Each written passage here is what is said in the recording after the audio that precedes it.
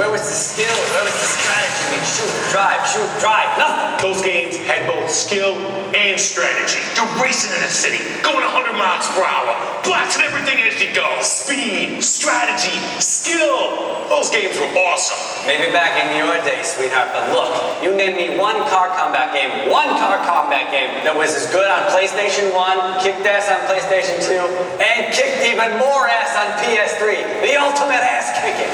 Name it. That's right. You can't do it because it doesn't exist. Now get back to work, punk. I'm punk. Don't kick my cat. Punk.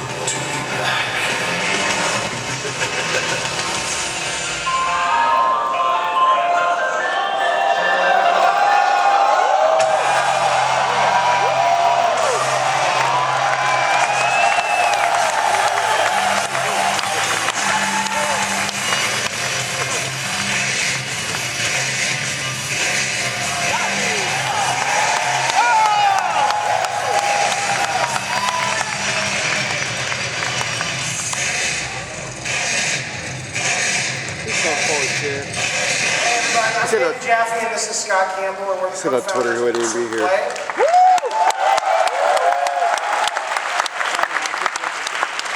And we're really excited to show you guys the next edition of the Twisted Metal franchise. Now, Twisted Metal is the longest running series in PlayStation history. From PS1 to PS2 and on to the PSP, the multi-million selling Twisted Metal series has been there from the start. And today we're excited to announce that the Twisted Metal legacy will continue, coming exclusively to PlayStation 3 2011. Our new game, Twisted Metal, is being created by the same key members who gave birth to the dark humor and fast action gameplay of the classic Twisted Metal series. So let's get a quick look at some gameplay from our online team deathmatch mode.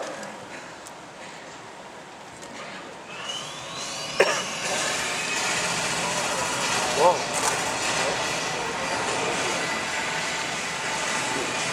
Scott, you're up. Okay. So, Twisted has always occurred in backyards and cities of our own reality. Here you see them totally trashing Main Street, tearing it apart. The classic deathmatch mode returns with 16 players online, along with 2 and 4 player online split screen, and play of new mode variations. As you can see, we've added flight to the series for the first time, allowing players to get a bird's eye view of the battle below. The advantages of flight are pretty obvious, but watch out for that sniper weapon. More depth has also been added to the weapons, giving each vehicle 2 special attacks. We've created team weapons that bring out the co-op nature of our team-based gameplay. As you just saw, the Magnet Special is good for carrying your teammates into or out of the battle zone. The twisted humor of the series is known for back in both the gameplay and weapons, as well as with our characters and stories for our campaign mode. The piloted gurney weapon is deadly, so watch out. So that's a taste of Twisted Metal Team Deathmatch. Got Dave here doing a sniper shot.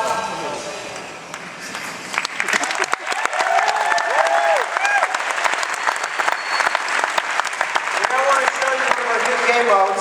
It's our twisted take on objective-based team play.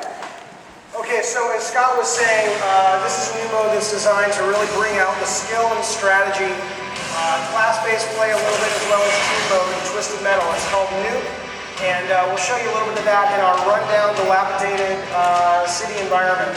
Now, this is a great level to show Nuke off in because there's a lot of gameplay design philosophies at work here. We have low-lying levels that become huge skyscrapers. You can start from bottom of the ground, fight your way to the top, and have rooftop combat.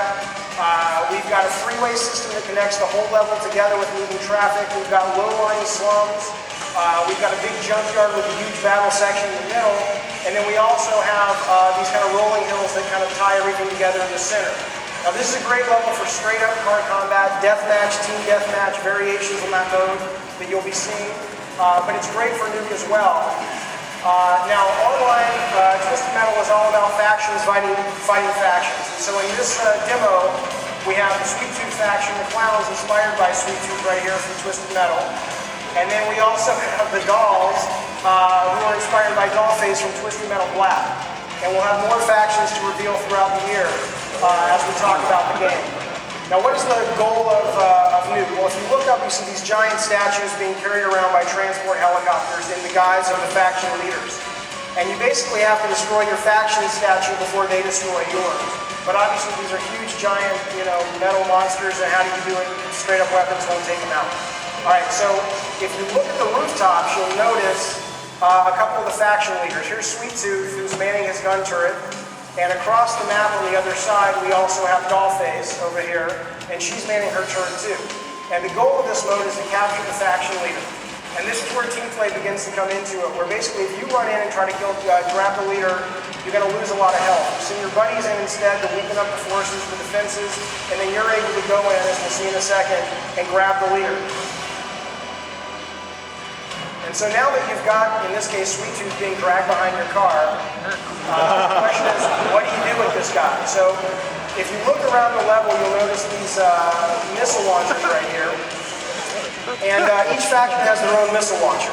And so there's this perimeter you see, this yellow ring. If you can bring the faction leader into the yellow ring, into the perimeter, and keep him there long enough, you'll begin to charge up and bring the missile launcher to life. Now teamwork again is crucial, because if you lose the faction leader in that perimeter, like capture the flag, it respawns back at base and you got to go back and do it again.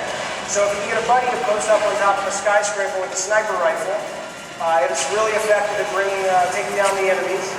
You can also send in vehicles that are really, really strong, like the motorcycles that have flaming chainsaws. They can take out bad guys in 2 or 3 hits.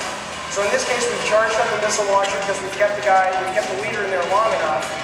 And now all that's left to do is basically sacrifice the leader to the missile launcher, and you will earn your faction a missile launcher. So here he goes. Now he's in, and now you've earned the missile. Now what's left to do is you and your team have to guide that missile and protect it from helicopters and a variety of other attacks into the enemy statue. And the first team to hit the enemy statue 3 times wins nuke for the faction. So that's our nuke mode. We're really excited to meet with the press.